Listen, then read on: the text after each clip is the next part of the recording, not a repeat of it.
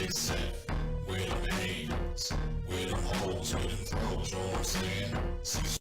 And while they were here, they always wore masks to avoid being known. This is why I train in martial arts. This is a good reason why you should study the martial arts. I want to put this under my "this is why I train in martial arts" bag of tricks, as it were. If you go to AtlantaBlackStar.com on January 22nd, 2021, you'll see this article. White California couple sentenced for role in 2018 attack that left 61-year-old black veteran with broken jaw after he stood his ground. So this is taking place outside of COVID.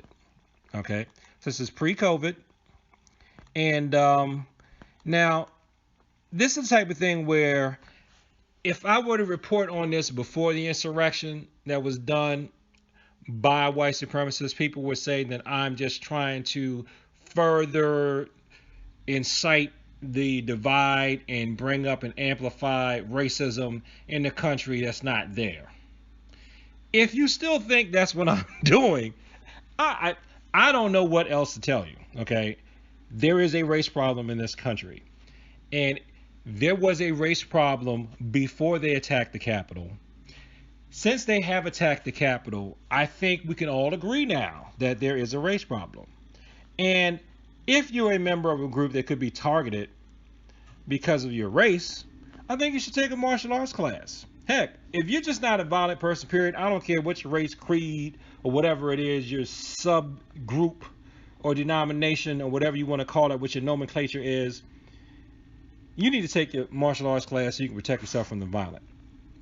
Anyway, a California couple was sentenced Wednesday for their role in a racial motivated 2018 attack that left a black man with a broken jaw.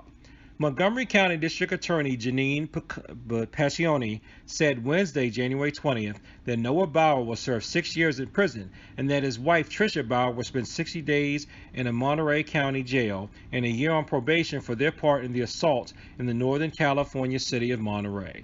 Okay, this article has their pictures here. The attack happened on July 6, 2018, after the Bowers went to the Monterey Lanes bowling alley to bowl. The victim, Derek Williams, a 62-year-old Air Force veteran who is described by the Cedar Street Times local newspaper as an ordained minister with a master's in theology from Morehouse College, was also present at the bowling alley to pick up entry forms for a fundraising event that benefits a youth services nonprofit. Proof that apparently no deed really goes unpunished. That's me saying that. All right. While standing outside the building, the couple encountered Williams as he attempted to leave through the front door. "Excuse me," Williams said to the couple. Tricia Bauer, 38, responded to the man by yelling racial slurs at him, while Noah Bauer, 49, tried to punch the man, although he blocked the blow. So maybe he did have some training because he blocked the blow. I'm assuming if he was in the military, he had something. But there's more. Tricia Bauer falsely accused Williams of grabbing her behind, and Williams turned to question why she had called him the N-word. Tricia then jumped on Williams' back, and Noah Bauer punched him in the left side of his face. So that means he attacked him with the right hand, just like people always, oh, nobody's going to attack you from the right side all the time. Then why did the victim get punched in the left side of his face? Okay. Inflicting several facial fractures, including a jaw fracture. A judge found Noah Bauer guilty of assault with force likely to produce great bodily injury, and found true a special allegation that he personally inflicted great bodily injury on the victim. He was sentenced by Superior Court Judge Andrew Louis. The judge rejected the couple's self-defense claims. The couple was also charged with a hate crime, but were found not guilty. Okay. Further along, it says that a bartender said that Noah Bauer confronted two Asian men inside the bowling alley and hurled racial slurs at them. So apparently, this guy is just a violent guy who attacks people and harasses people. Okay. So, and the rest of the article The victim talks about how he confronted them because he doesn't want to be called the N-word. He says, my name is not N-word. I don't have to walk away. Basically said, my ancestors walked away. I'm not walking away from your racial violence. And, and he got assaulted. So, and he talks about the lie that Trisha Bauer told the police, and saying that that is one of the oldest forms of racism, where a white woman accuses a black man of something he didn't do and violence erupts. Yes, it is. Yes, that's something that still happens. Okay? So, when I'm in class and I have people do exercises, let me back up. No matter what you do, I think if you have a traditional martial arts uniform on when you're doing it, somebody is going to believe it's fake, because you just have it in your mind that if you're wearing traditional clothes, it can't be modern, effective, or up to date. There have been times when, like when we're doing one steps or jiu-jitsu alley or jiu-jitsu circle. Yes, I know I teach taekwondo. I still do those drills. Boo-hoo, wham. You have them in the circle, or you have them doing the one steps, and I'll tell someone, all right, jump on their back and scream, get off my man.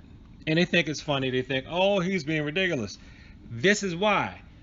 You can't possibly think that I've never seen one person jump on someone's back while someone else is attacking them. What are you going to do if somebody jumps on your back?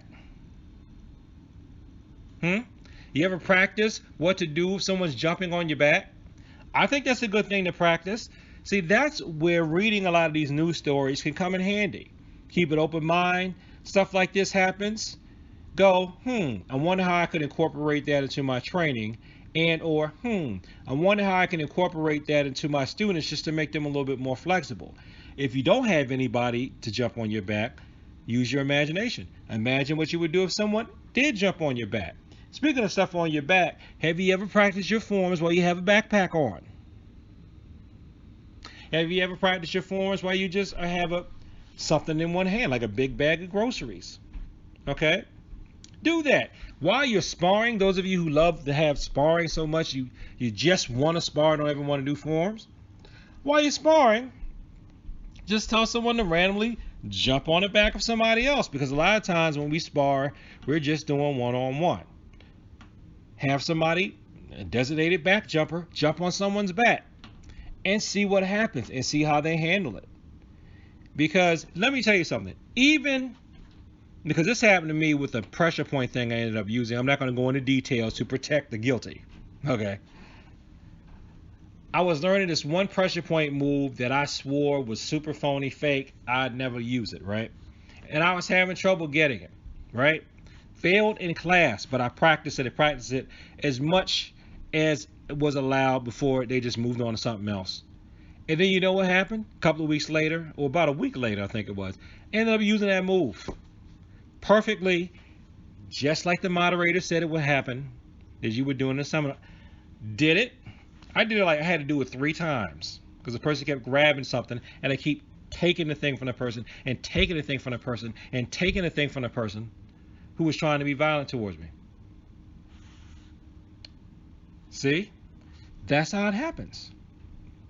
So, next time you're out there, have people, you can have people jump on each other's backs once we're back to training in person.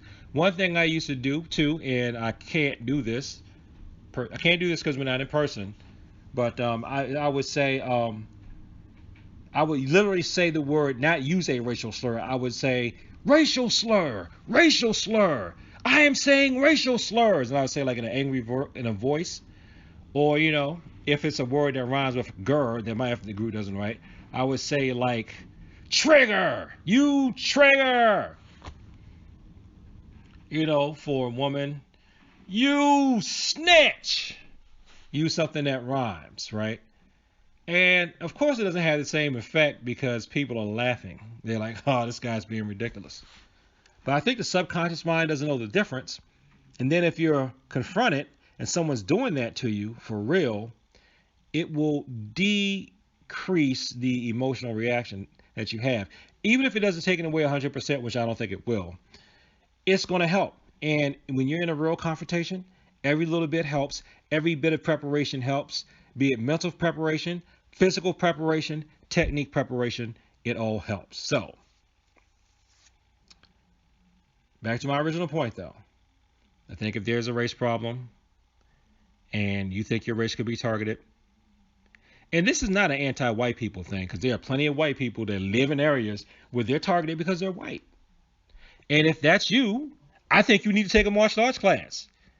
And if you want to take a martial arts class, no matter what your group is, you can sign up for one of mine. So thanks for watching this video. Like, comment, and subscribe. Please share this with people like to talk about the martial arts. And peace. And as always, thank you for your time.